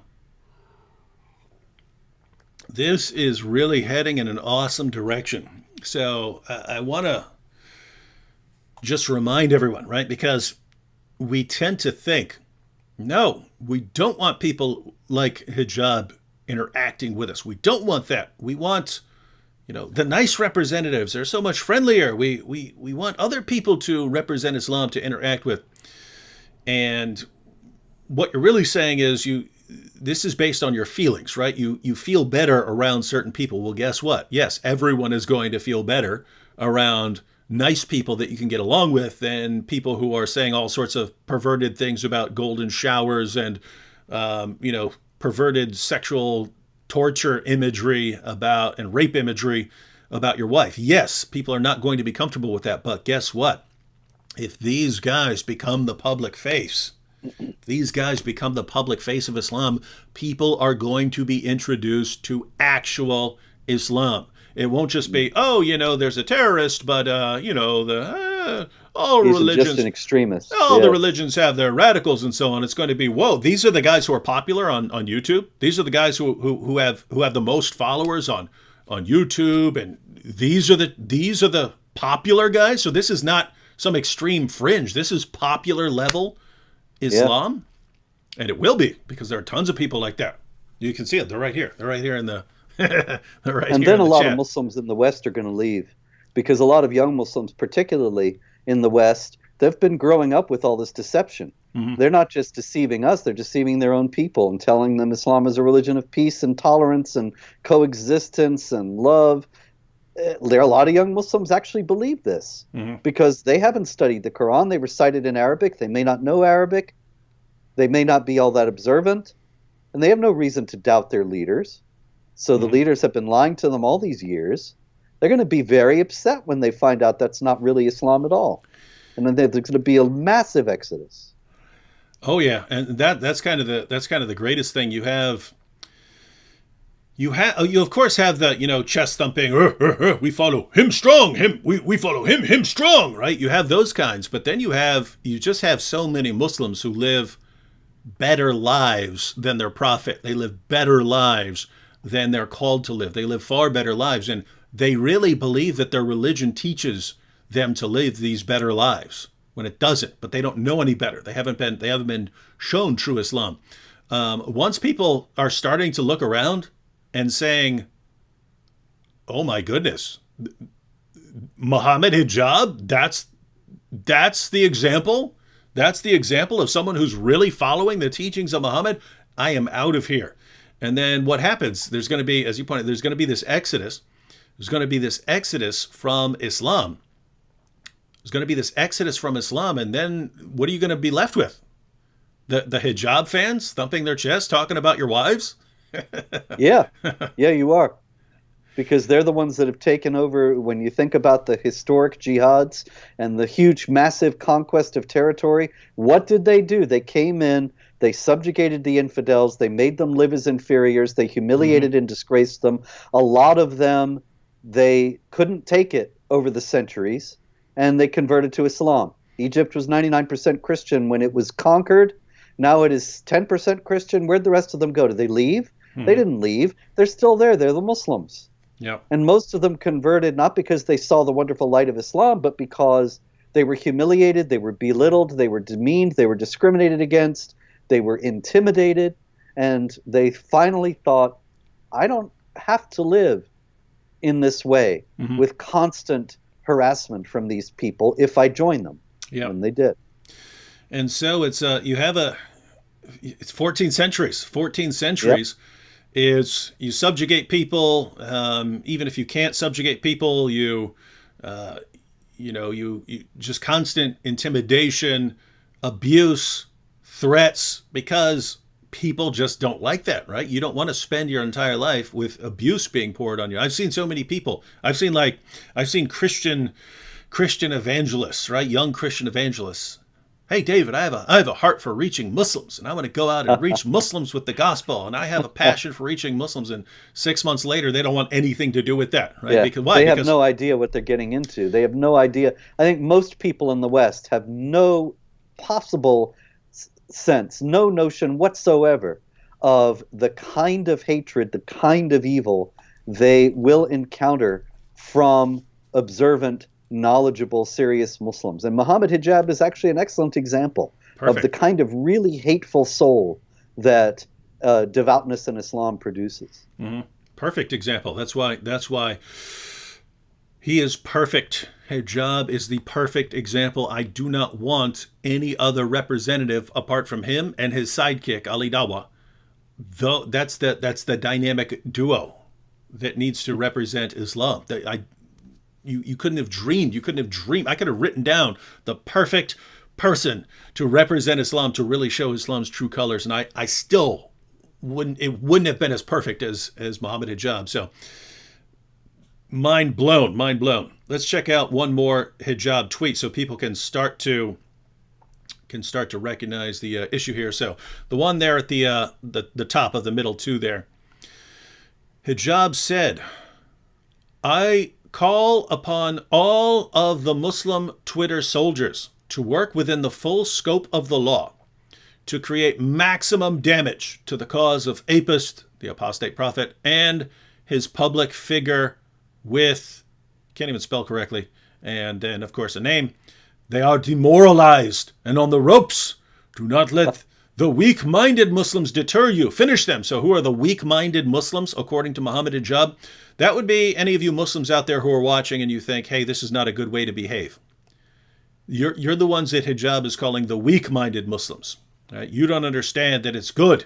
It's good to be heaping abuse, on people's families and wives and so on. They are demoralizing on the ropes. Do not let the weak-minded Muslims deter you. So when Muslims say, hey guys, this is not a good idea, we should not be behaving this way, then he's saying they're weak-minded. Finish them. Finish them. So keep heaping abuse. So notice he calls on the Muslim Twitter soldiers. That's like keyboard jihadis. I've been calling people keyboard jihadis for years, and now we have the Twitter soldiers. The Twitter soldiers. Yeah. So what are your thoughts on that? Well, I think this is, once again, this guy just keeps exemplifying the move to the next stage of jihad, the deep hatefulness of the imitators of Muhammad. The violent language here is extraordinary. Finish them. That usually means kill them. And we will continue to choke on the thunderous word of Allah. You're trying to appeal to people to convert to Islam, and you say, you will choke on the thunderous word of Allah? Yeah. This is not appealing to people in the West, but Mohammed Hijab doesn't even care. Because he's moved away from the stage of appealing to people in the West with fairer words than the infidels use and so on. He is now going to force this upon us. And he's been emboldened by all the cowardice that he's encountered in the West to think that he can actually get away with this now. I mean, even he wasn't talking this way when you debated him. He was rude, he was nasty, he was a jerk, but he wasn't, the violent imagery wasn't there that I recall. No, he's definitely gotten worse, and this is something that I started saying back in 2018, that if you let these young guys like Hijab and Ali Dawah and so on, if you let them start getting popular, right? These are these younger, aggressive guys. If you start letting these guys get popular, they're already just young and aggressive. That's their personality type. Their religion encourages them to threaten and intimidate and to use all sorts of abusive language. If they then become popular on YouTube and get a following that's going to cheer them on, they're not going to be able to handle it. They're just going to lose their minds, and they're going to go out just heaping abuse on people and being cheered on by their mob. And anyone who gets in their way from their own community is going to be crushed. And you even see in there, don't listen to those weak-minded Muslims. And by this, who? What? All of the scholars of Islam, all the classic apologists who are saying, guys, you're embarrassing us. Don't do this. Don't go down this road. This is going to lead. Yeah, but that's the old guard. Yeah. Those are the old out-of-touch guys, Shabir and the guys like that. They're nice guys. They're winning personalities because they understood that was the way to operate in the West, and they understood also that Islam, being a tiny minority in the West, operating from a position of weakness, that was imitating the Prophet in its own way. But if Shabir Ali and guys like that are going to be consistent, they can't really condemn Mohammed Hijab either, because they know that what he's doing is in line with the Quranic trajectory of peace and tolerance to defensive jihad to offensive jihad. They know that it's in line with Muhammad's vulgar, disgusting verbal abuse that he heaped upon his opponents. So what can they say? They just have to give way now. And they will, unless Hijab willingly decides to stop. His crowd will crush their crowds because their crowd's nice and Hijab's crowd isn't. Wanted to respond to one comment here, and then we'll take some. We'll actually take questions from the super chat. There are a lot of comments here. But the Truth Apologetic says, teach them righteousness, love, respect, and kindness. Don't do what they do. So he's responding here to things like eating a page of the Quran, things like that. Don't do that. Teach them righteousness, love, respect, and kindness. Don't do what they do. Now think about this, Truth and Apologetics. Hijab is telling his army, and he called them that, his Twitter soldiers, his Twitter army. He's telling them to go around harassing the families, the wives of anyone who's critical of Islam. He's telling, go out there, harass them. And how does he want them to go about this? By using golden showers. You want golden showers. We're going to get you up against a wall and defile you with the truth. We're going to do that, right? That's how he's encouraging these people. And a lot of Christians don't seem to understand that there are different roles that people take, right? You could be a Christian and a police officer. If you're a Christian and a police officer and a terrorist shows up and he's about to blow people up, your job as a police officer is to shoot him and make sure he doesn't blow people up. That's not, oh, let me witness to him with the gospel. You have a job as a police officer, right? If you're a Christian and a fireman, well, you have to run into a building and take people out of the burning building, right? You have that job as a protector. Well, you have someone who's calling on his people to heap endless abuse on people, to go around insulting and degrading women, families, things like that. Okay. I believe that there are Christians who need to actually stop that if they can. And I believe we can. But it's not through, I'm going to show him righteousness. I will show him righteousness, but I'll do that by showing him some consistency, right? This is very important, David. Excuse me, I didn't mean to cut you off, but there's very important point here. And there's more. You know, I got this a whole lot back in 2015 when we had our Mohammed art exhibit and cartoon contest, and the jihadis showed up from the Islamic Community Center of Phoenix to murder everybody who was there, and they themselves were killed. That was the basis. That was the basis for Islamicize Me. We just made a fictional story out of that event. Yeah. So the thing about it is, right after that happened, I started getting all kinds of people, all kinds of Christians, I should say, who were scolding me, people in my own church, people telling me, you should never have done this. This is not charitable. You can't go around insulting other people's religious figures. Christians are not supposed to do that. You're supposed to be kind and gentle and generous and magnanimous and loving and so on. Okay. Think about this, though. Where's Mohammed Hijab going to be in 5 years if this is what he's doing now? What's he going to be doing then? He might not be just a keyboard warrior then. He might be actually doing it. If he is stopped now, that's an act of charity for the victims that he wants to have, or he may have in the future if he starts to act out on his words. In the same way, the whole business about drawing cartoons of Muhammad, the jihadis who killed at the Charlie Hebdo magazine in Paris, and the jihadis who tried to kill us in Texas, they want us to shut up. They want us to not draw Muhammad. And they say, we'll kill you if you draw Muhammad, right? And they did kill in Paris, and they tried to kill in Texas. And the thing is, a lot of Christians at that point would say, yeah, don't draw Muhammad because it's insulting. You have to be charitable.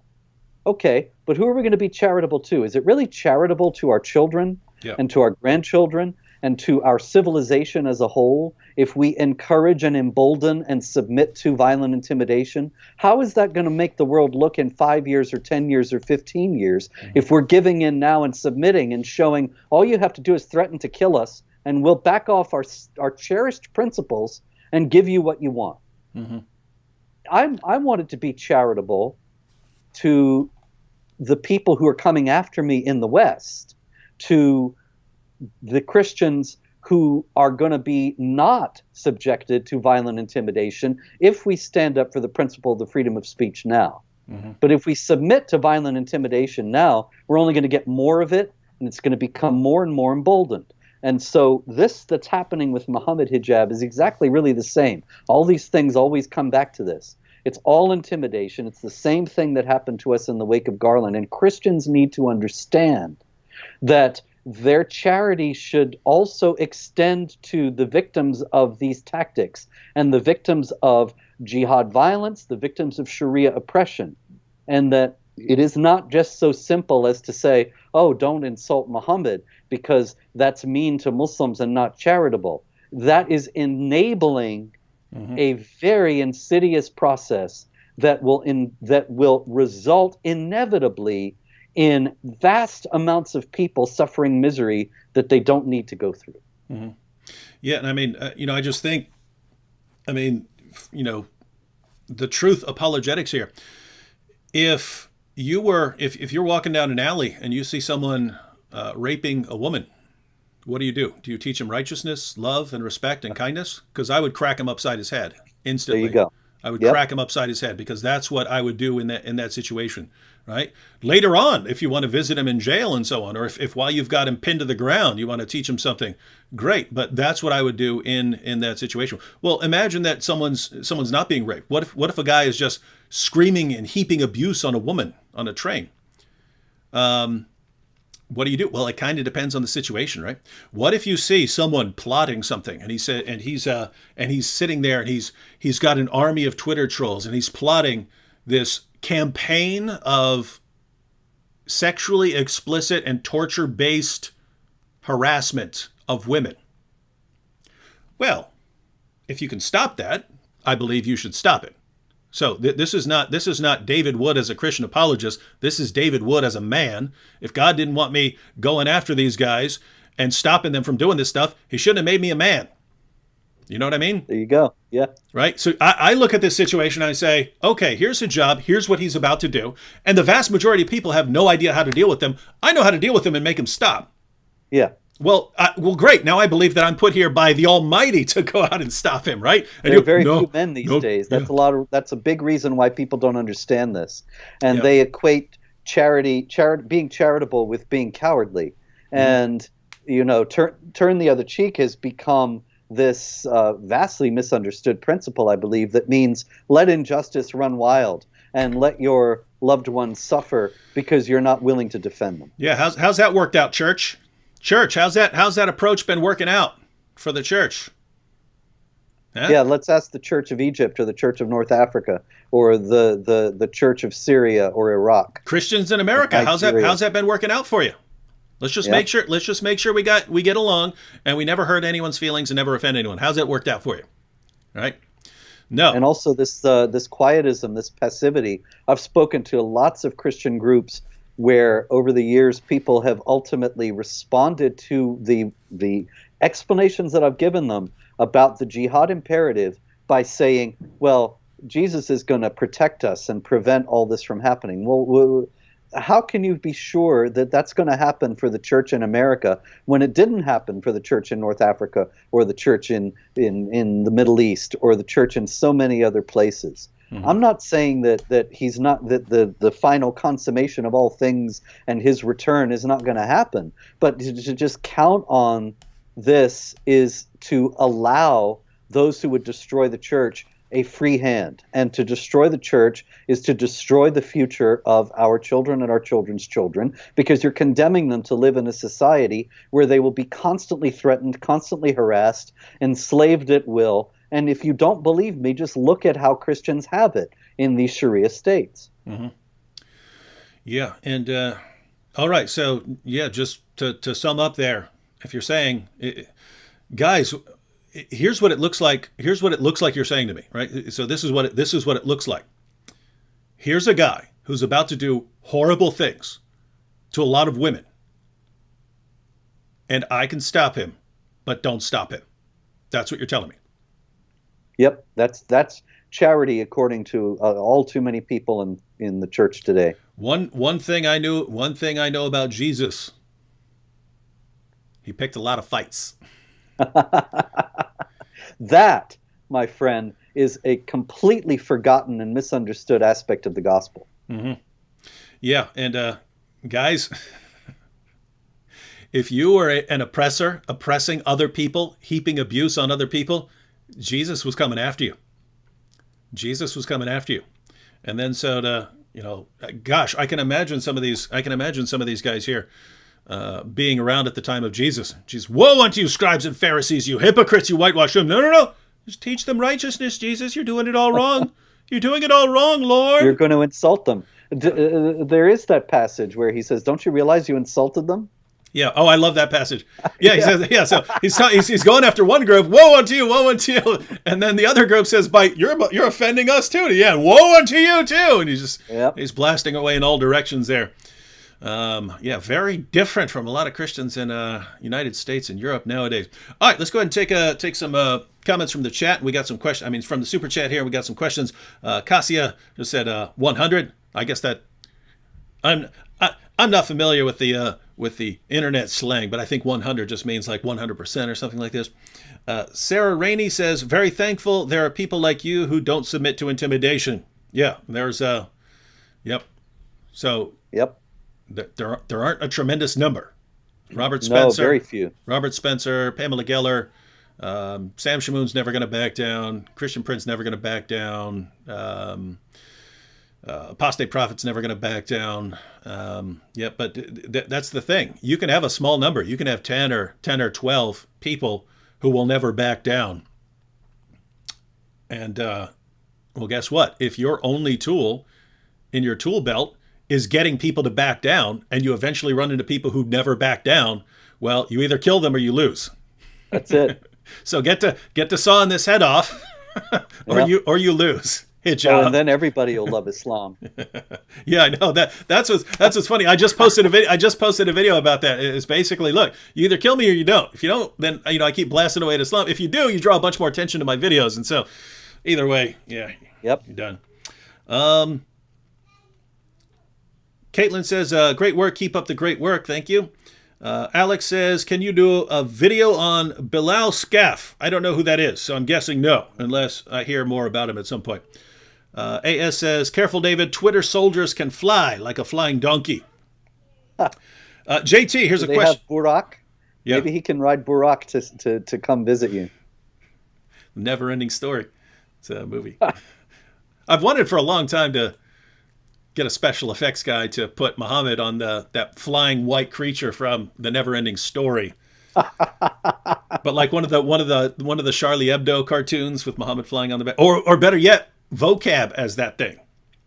That would be classic. Here's a question, Robert. JT, Robert, can you speak to the similarities between Islam and the political left in the West? Because, and JT doesn't say this, but everyone I say is confused by how, in the name of common sense, do these people and the things they say agree remotely with that, and yet they seem to have some similarities here. They have very great similarities. One of them is that they are both authoritarian, both violent.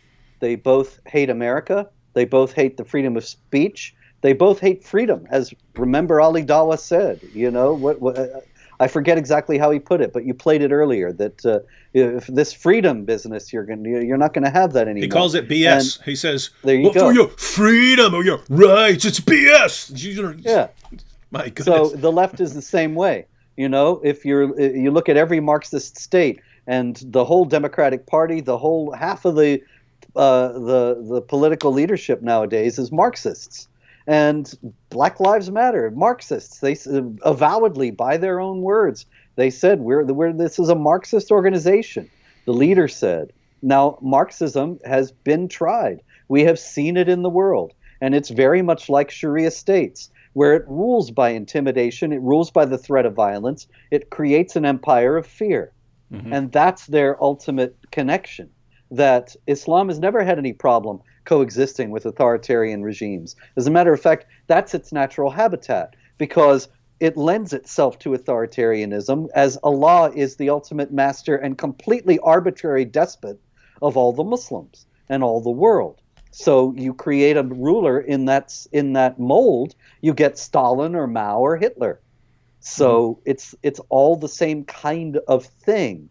Islam has never been compatible with free societies, with free republics, with democracy. That's where there's only people always used to say, "Oh, but look at Turkey. Turkey is going to be the model for all the other Islamic countries." Nobody says that anymore. Yeah, it may well be, but not the way they were telling me. This is another thing where the edifice is crumbling these days, and Turkey becoming an Islamic state, rapidly re-Islamizing, converting Hagia Sophia into a mosque, which is, I think, an interlocking set of symbolisms there. Hagia Sophia was originally a church symbolizing the glory of Christianity. Then it was a mosque symbolizing the victory of Islam over Christianity. Then it was a museum signifying for Ataturk, the founder of secular Turkey, the victory of secularism over Islam, which he hated. Mm-hmm. And now Erdogan has rolled that back, and he is reasserting that Islam is victorious over both Christianity and secularism. So nobody talks about Turkey as a wonderful democratic model anymore. Islam always tends back toward authoritarianism, and that's where the left lives. Mm-hmm. And this seems to be happening a lot over the past couple decades, really, that people have there's this general widespread belief, and then it kind of gets tested and they find out that it just blows up in their face. So when Barack Obama came to power and he went over and gave his Cairo speech, there was this general attitude everywhere I looked that the reason you have these problems is because the Muslim world just feels like it's been disrespected and we've been mean towards them. And if we just go and show them respect and show them that, we have no problem with them and that, if we bow to them and so on, you'll see that peace and democracy will flourish. Because right now it's just they're angry about us being so mean and not showing them respect. And so everyone really thought that. And then Barack Obama goes over and just heaps praises on them and goes around bowing to everyone and, hey, let's help all these, freedom-loving peoples rise up. And then you get the Arab Spring and you get ISIS and you have all these jihadi movements collapsing entire countries. And the good thing that came out of that is I don't hear a lot of people who think that anymore. Like, oh, yeah. if you just went and bowed to them and showed them a little respect and showed them this is how you interact, right? That was the whole thing when Obama was going over there. You guys have never learned how to interact with these guys. I'll show you how it's done. I'll show you how to get them to love us and love our culture and love our civilization. I'll show you how to do it. Bam, ISIS, brilliant plan. Yeah. So fortunately, tons of people die because of these because people have these various beliefs that then get exposed, and then you spend decades trying to clean up the messes that have been caused. But yeah, because American foreign policy has been based on that since before Obama. Mm-hmm. George W. Bush really started that ball rolling right after 9/11 when he said Islam is peace, and spent most of his speech. People don't remember this part of it. He spent most of his speech telling Americans not to attack innocent Muslims, as if that were happening, as if Americans would do that. For the most part. But he set the tone that really continued and still continues to a tremendous degree in the foreign policy establishment, the State Department, and so on. But it's only Trump who has set a different direction going and finally stood up and said, we're not going to keep submitting to intimidation. We're not going to keep trying to win hearts and minds over people who only grow more suspicious of us when we try. Mm-hmm. Has Robert heard of recent riots in Indian city of Bangalore? Someone posted something about Mohammed and Muslims burnt down 2 police stations and homes. So did you follow that story from India? Yeah, of course. The gentleman here or the lady should read Jihad Watch. Jihadwatch.org, updated 10 times at least daily with news and commentary on jihad activity in the United States and around the world. We had coverage of the riots in Bangalore. We showed what they were based upon, which was the rumor of a blasphemous Facebook post. This is something, of course, that we've seen many, many other times in Pakistan, notably, but also in India itself, that Muslims will riot and kill over even just a suggestion that somebody has committed blasphemy. This is, of course, the action of the community that has been emboldened and is more assertive. And this is what Mohammed, Hijab, and Ali Dawah are tending toward. This is the United States in 10 years or 15 years if their movement is not stopped now. Mm-hmm. And anyone can refresh their page. I just added a link to, I already had a link to Robert's YouTube channel there, but I added a link to the website Jihad Watch. So if you want to, it's basically, I don't know a better website to keep up to date on global jihad activity than Robert's site. Aaron Larson says, amen, Brother Robert, if not for Charles the Hammer. Yep. Let's see. Nobody said to Charles the Hammer, hey, you're being Islamophobic. You should be more respectful. Mm-hmm. Amateur Anth said, you should actually put some holes in the Quran and show it in a video. Already got that planned, Amateur Anth. One of the reasons I didn't mind, just chewing out parts of this and spitting them out is because I know I'm gonna drill holes in it anyway. So I'm gonna have the holy Quran, and it's gonna have more holes in a donut shop because there are holes in the narrative. Dr. Yasser Qadi has agreed to that. Yes. Islam Critiqued. Are you familiar with Islam Critiqued? His channel? I don't know. I don't think so. Colin, yeah. He started up way later than the rest of us, but he's been putting out phenomenal content. So Islam Critique said, Mohammed Hijab wanted me to tell you, you're in trouble, boy. But he spelled it urine. I got it. Yeah. Grace with the super sticker. Choose Jesus, says Jesus Akbar. Lucis MMV said, Allah didn't protect his Quran again. Maybe he was asleep or maybe he was away on a journey. he's applying the Elijah text to me eating the Quran. And then we have a message from the apostate prophet himself. Said, I don't understand why Muhammad Broomhead approves of sexually insulting Allah when we would never tell him to go and orally satisfy his beloved Muhammad. So notice everyone, the hijab saying, well, I would never do this, therefore you should never do. Well, hijab, I would never lie to someone while setting up a debate. I would never break an agreement. You do all these things, so don't demand consistency when you show none, right? It's also perhaps worth noting here that Muhammad, given the contents of several hadith about kissing men and so on, he might not be averse to that kind of idea. Yeah, you do find we've talked about it. We talked about this recently, where there's this story about someone named I think it's Diha al-Kalbi, but it's someone who was seen leaving Muhammad's house on various occasions, and Muhammad was asked about it, and the response was, no, that was Gabriel. That was the angel Gabriel. He looks just like that young man. Right? So I don't know, but see, here's the thing. If Muhammad were like good and righteous in every other way, I wouldn't think, oh, well, maybe he was doing something with this young guy. But given everything else that I've seen from him, walking around covered in semen stains and, having sex with between 9 and 11 wives, women and girls in a single night, and all these other perverted things. I have to take the wife of my own adopted son. Oh, I have to take this little girl. Oh, I have to take this old woman. It just seems like there weren't a lot of limitations on Muhammad's sexual behavior. So I think he was definitely a deviant there. But more on that as things unfold with Mr. Hijab here. George Bond says 37 Arabic Qurans equal 37 Allahs. Which Allah do you pray to?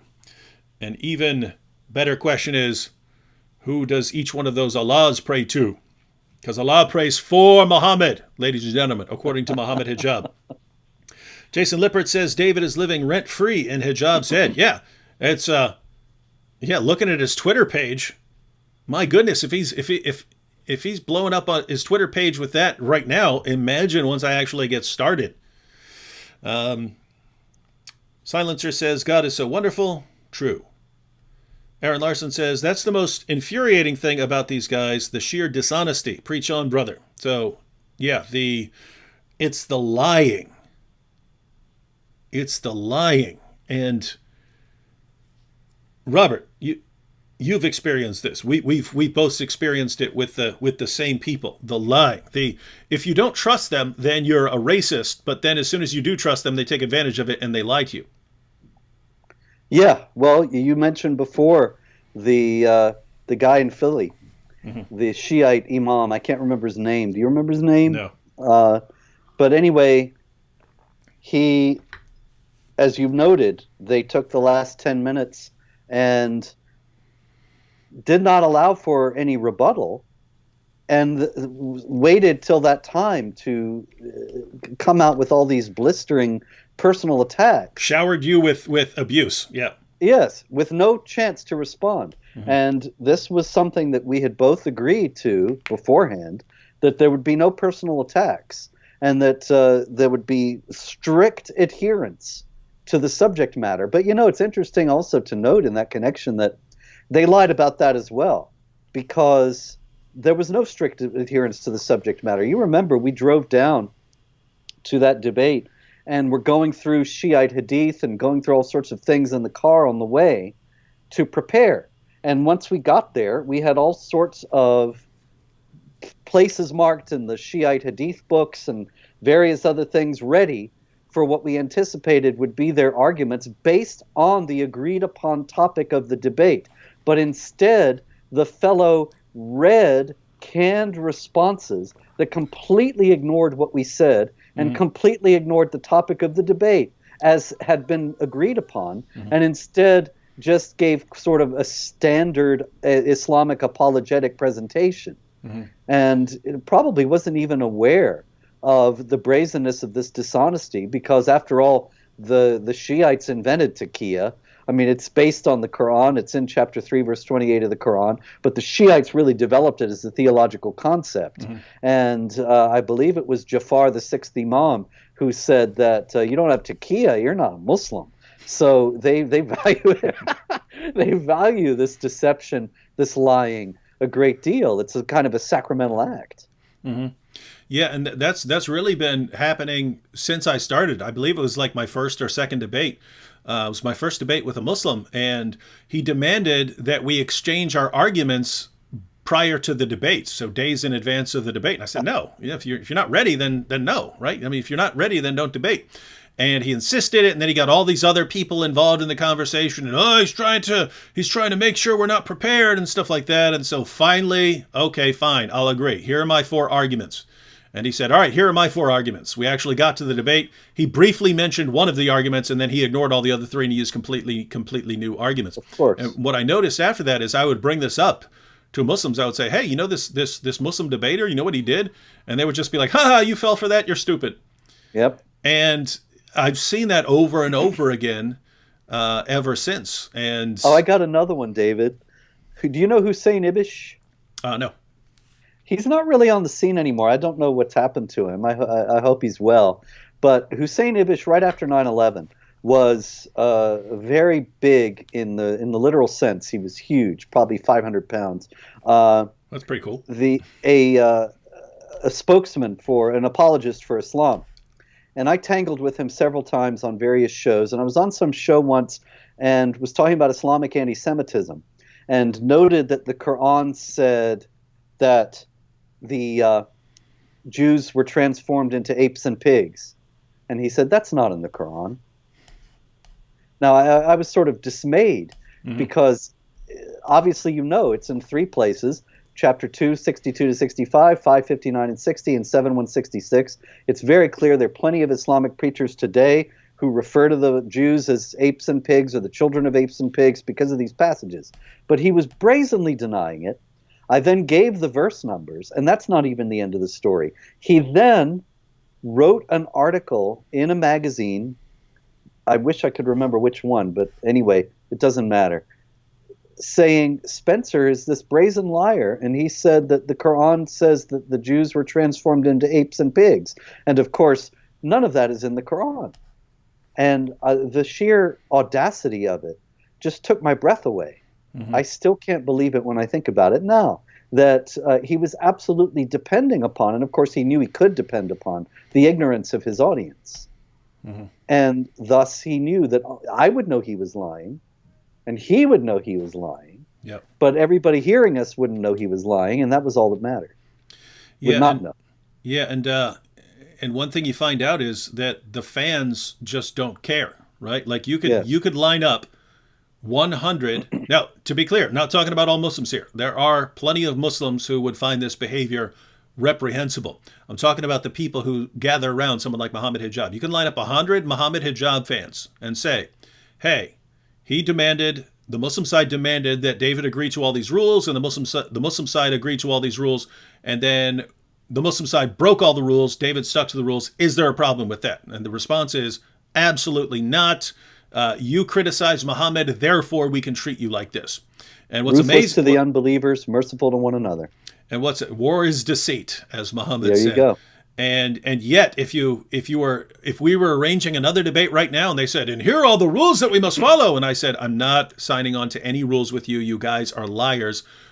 This bigot, what a coward. He's refusing. He sees the power of our intellectual arguments for Islam. Wow, what a religion, man. What a religion.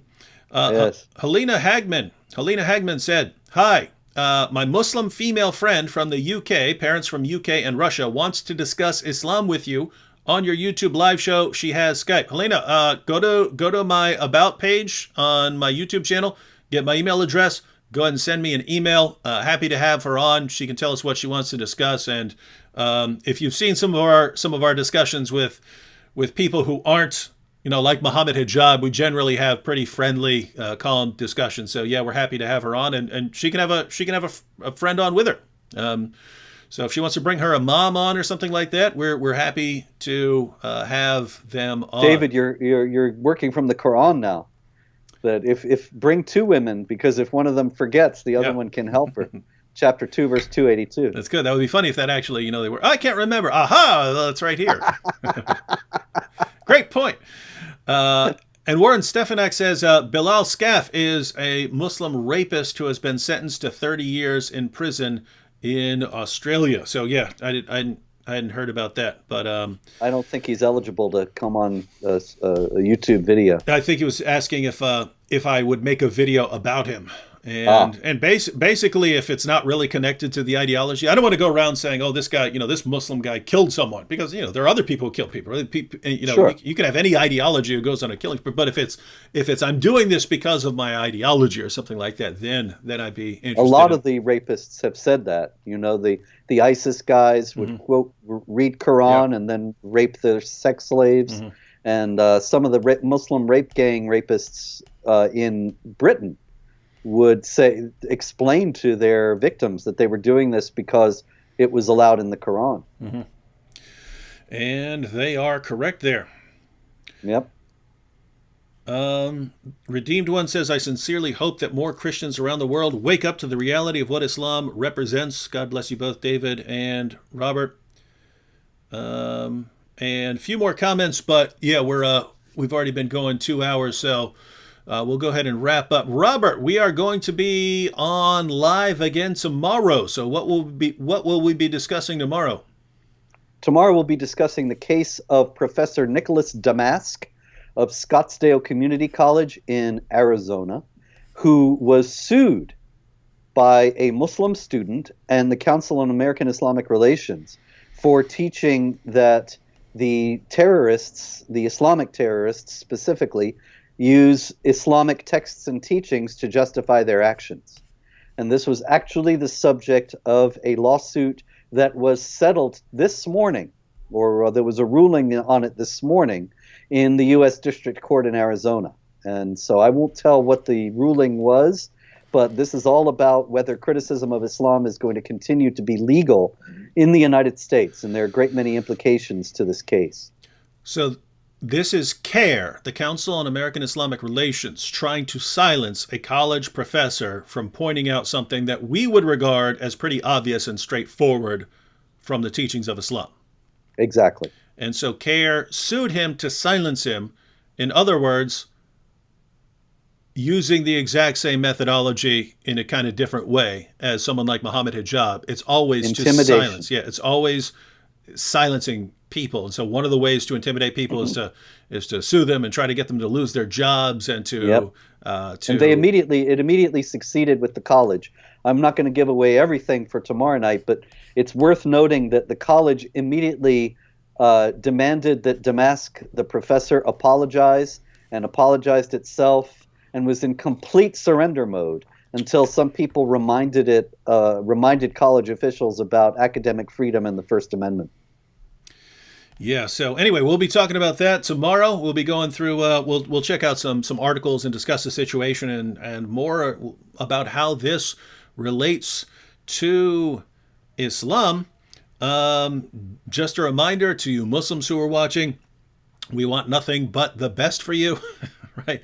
I view you Muslims, even you really angry ones, even the hostile ones who are heaping abuse on us, heaping abuse on our families and so on. I view you almost as like I view people, who'd been kidnapped and brainwashed or something like that, right? So if you find out in this very real sense, they have. Yeah, if you find out that someone's been kidnapped and brainwashed, then you don't, let me go after this person, let me hurt this person. No, it's hey, let's try and help this person. When you've been told all your life that the only way to get close to God is through complete submission to everything that one of the most despicable people in history said or did or thought, you're going to end up with some problems. So we're trying to help you. That's what a lot of these videos are for. So when I blast your prophet, you tend to take it personally. Oh, he's attacking me. He's attacking me. No, I'm attacking your prophet. So you see how stupid it is to follow him, so that you can actually be liberated from this nonsense. All right. Any final thought there, Robert? David, I think that you're completely on the right track, and that this is a message that Christians all over the world need to hear and heed. So more power to you. All right. Lord willing, we will see all of you tomorrow, along with some pretty cool videos coming out. Again, if you didn't hear, if you came in late, check out Robert Spencer's YouTube channel. The link is in the description box, and his website, Jihad Watch. Definitely check that out. Best resource there is. Also, I didn't put the link in there. Maybe I'll add it later. I'll definitely add it to tomorrow's. Robert Spencer has the single greatest book in the history of the world on the history of jihad. So if you want to learn the history of jihad, get Robert Spencer's book, The History of Jihad. I've been studying Islam for years. I've been debating Muslims for years on the topic of jihad, and probably 70% of that information in that book was new information to me. So awesome stuff in there. And you really don't understand how relentless jihad has been until you see the entire history put forward. So check it out. Catch y'all later. Yeah, they never stop coming. People don't know. Thanks, David.